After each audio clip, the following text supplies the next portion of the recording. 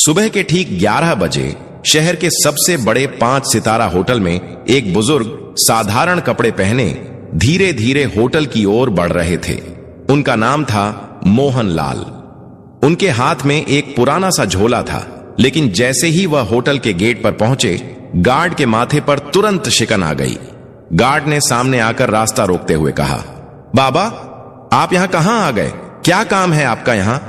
मोहन लाल ने हल्की मुस्कान के साथ कहा, बेटा, मेरी यहां बुकिंग है, बस उसी के बारे में पूछना था। गार्ड ने हंसते हुए अपनी साथी से कहा, अरे देखो तो, बाबा कह रहे हैं इनकी यहां बुकिंग है। गार्ड ने फिर मोहन लाल से कहा, बाबा देखो, आपसे जरूर कोई गलती हुई है। शायद आपको किसी ने गलत पता दे दिया है, क्योंकि यह होटल बहुत ही लग्जरी है। बड़े बड़े बाबू लोग आते हैं यहां, कोई आम आदमी इसको अफोर्ड नहीं कर सकता। इतने में होटल की रिसेप्शनिस्ट प्रिया सक्सेना ने यह बातचीत सुन ली। उसने अपनी नजरें मोहन लाल पर डाली, सिर से पांव तक उन्हें देखा और होंठों पर हल्की मुस्कान तैर गई। वह मुस्कान स्वागत की नहीं, बल्कि ताने और उपेक्षा की थी। प्रिया ने कहा, बाबा, मुझे नहीं लगता कि आपकी कोई बुकिंग इस होटल में होगी। यह होटल बहुत महंगा है, शायद आप गलत जगह आ गए हैं। मोहन लाल ने उसी सहजता से जवाब दिया, बेटी, एक बार चेक तो कर लो, शायद मेरी बुकिंग यहीं हो। प्रिया ने लापरवाही से कंधे उचकाए और कहा, ठीक है बाबा, इसमें समय लगेगा, आप वेटिंग एरिया में जाकर बैठ जाइए। मोहन लाल ने सिर हिलाया और धीरे धीरे वेटिंग एरिया की ओर बढ़े। लॉबी में मौजूद कई गेस्ट उन्हें अजीब नजरों से घूर रहे थे। किसी ने धीरे से कहा, लगता है मुफ्त का खाना खाने आया है। कोई और बोला, इसकी तो औकात भी नहीं है कि यहां का एक गिलास पानी भी खरीद सके। मोहन लाल ने यह सब सुन लिया, लेकिन वे चुप रहे। वह कोने में रखी एक कुर्सी पर बैठ गए, झोला जमीन पर रखा और दोनों हाथ छड़ी पर टिकाकर खामोश बैठे रहे। लॉबी का माहौल अजीब हो चुका था। लोग चाय और कॉफी की चुस्कियां लेते हुए उन्हीं की तरफ इशारा करके बातें बना रहे थे। किसी छोटे बच्चे ने अपनी मां से मासूमियत से पूछा, मम्मी, ये बाबा यहां क्यों बैठे हैं? ये तो होटल वाले जैसे नहीं दिखते।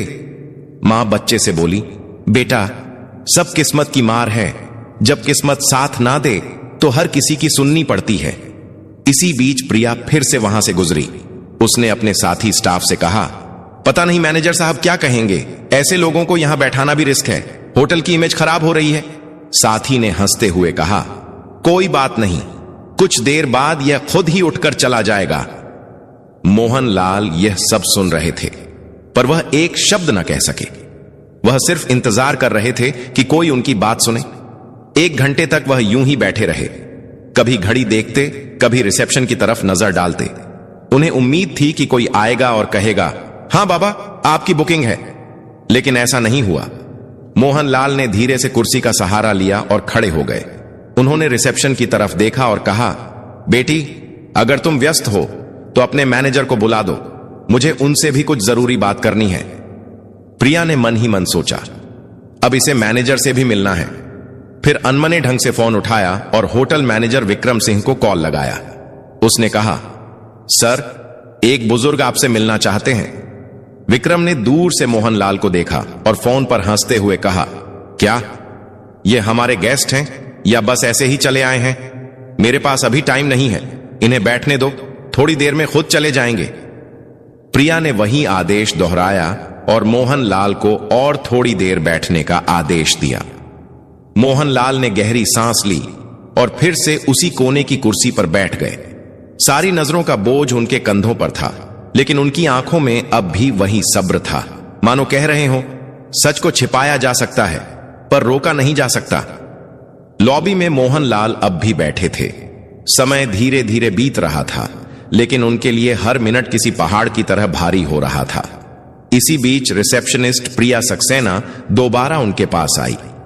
उसने रूखी आवाज में कहा, बाबा, आपको थोड़ा और इंतजार करना पड़ेगा।